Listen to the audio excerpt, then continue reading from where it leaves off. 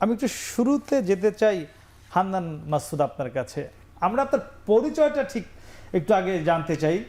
আপনি জাতীয় নাগরিক পার্টির সিনিয়র মুখ্য সমন্বয়ক নাকি বৈষম্য বিরোধী ছাত্র আন্দোলনের মুখ্য সংগঠক? পরিচয় কি আপনার এই মুহূর্তে? আমি বর্তমানে হচ্ছে জাতীয় নাগরিক পার্টির সিনিয়র যুগ্ম মুখ্য সমন্বয়ক। আমরা বৈষম্য বিরোধী ছাত্র আন্দোলন থেকে পদত্যাগ করে আমরা এখানে এসেছি। সেটা কিন্তু আমরা কোথাও দেখিনি। আপনারা যেমন নাগরিক কমিটি বিলুপ্ত করেছেন, কিন্তু বৈষম্য বিরোধী ছাত্র আন্দোলনের কমিটি কি বিলুপ্ত করেছেন? না, বৈষম্য বিরোধী আমরা সেটা কোনো গণমাধ্যমে বা কোনো আপনার ফেসবুক পেজে কিন্তু আমরা বিলুপ্ত পাইনি। করিনি, কিন্তু হচ্ছে আমরা নতুন নেতৃত্বের হাতে একটা প্রক্রিয়াধীন বিষয় আছে। আপাতত আমাদের সেন্ট্রাল কমিটিটা বিলুপ্ত। সেন্ট্রাল আমাদের 4 জনের একটি আহ্বায়ক কমিটি ছিল মোটামুটি। তো হচ্ছে সেই জায়গা থেকে ওই আহ্বায়ক কমিটিটাতে আমরা হচ্ছে যারা ইয়েতে চলে এসেছি, তারা এখানে দায়িত্ব হস্তান্তর করে আমাদের মুখপাত্র কাছে দিয়ে আমরা চলে এসেছি আর কি, জাতীয় নাগরিক পার্টির কাছে। সেটা কি নাগরিকরা জানে দেশের?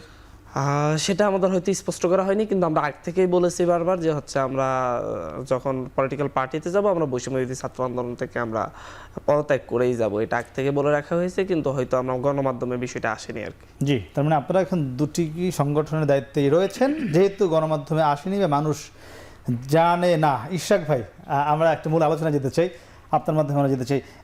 এই যে ছাত্রদের নতুন রাজনৈতিক দল ঘোষণা হয়েছে, একটি নতুন রাজনৈতিক বন্দোবস্ত শুরু হয়েছে, তারা অনেক আশা আকাঙ্ক্ষা জাতিকে দেখাচ্ছে।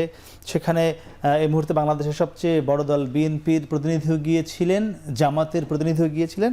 আপনি কিভাবে দেখছেন এই নতুন রাজনৈতিক দলকে? বিসমিল্লাহির রহমানির রহিম।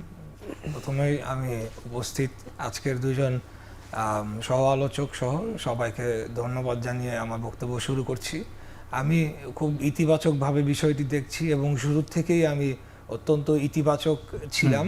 এবং ছাত্রদের এই আন্দোলনে সারা বাংলাদেশের মানুষ যেভাবে একটা মৌলিক সমর্থন ছিল এবং তাদের প্রতি একটা দুর্বলতা পরবর্তীকালেও 5ই আগস্টের পরবর্তী পুরো সময়টাতেই একটা দুর্বলতা কিন্তু আমাদের মাঝে কাজ করে।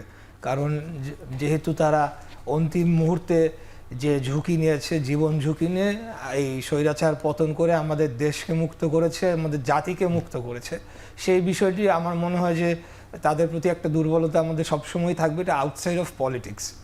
অ্যান্ড কামিং টু পলিটিক্স, আমরা বাংলাদেশ জাতীয়তাবাদী দল বহুদলীয় গণতন্ত্রে বিশ্বাস করি।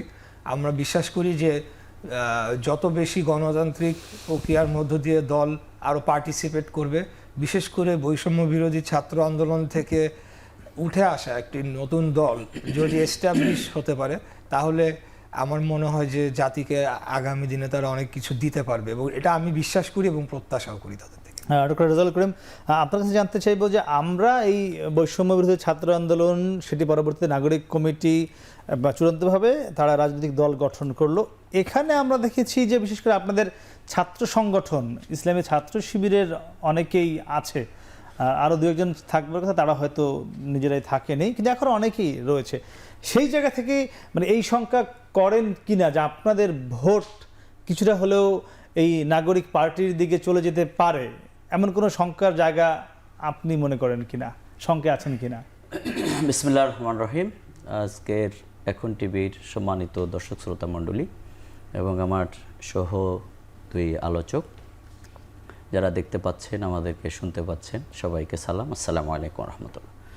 প্রথমেই আমি বলবো যে নতুনদের প্রতি অভিনন্দন এবং তারুণ্যের প্রতি মানুষের যে আকাঙ্ক্ষা, এটা সব সময় আছে এবং এটাকে বলা হয় যে তরুণরা হচ্ছে সূর্যের আলোর মতো।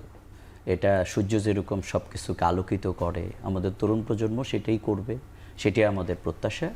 কিন্তু সেই জায়গায় আমরা দুটি জিনিসকে অ্যাড্রেস করতে চাই। একটি হচ্ছে তারুণ্যের আকাঙ্ক্ষার সাথে যুক্ত যদি হয় নৈতিকতা এবং জ্ঞান, তাহলে আসলেই বাংলাদেশ সত্যিকার আলোকিত হবে, এটি আমরা বিশ্বাস করি।